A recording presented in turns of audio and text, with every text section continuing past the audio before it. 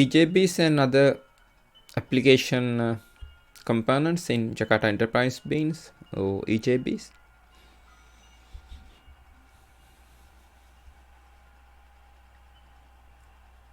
Here you can see a client view of underlying data sources accessed through entity bean. An entity bean implements an object view of an entity stored in the underlying database, or an entity implemented by existing enterprise application, for example. Application, for example, a mainframe program, or by an ERP application. The data access protocol for transferring the state of entity between the entity bean instances and the underlying database is referred to as object persistence.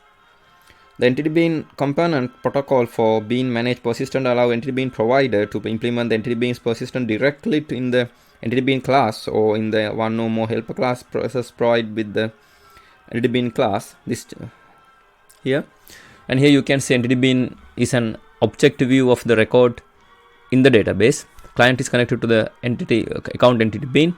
Account entity bean is in the container, and account entity bean is connected to database, and account 100 is in the database. Entity bean here, entity bean is an object view of the existing application. Client is connected to the account entity bean. Account entity bean is in the container.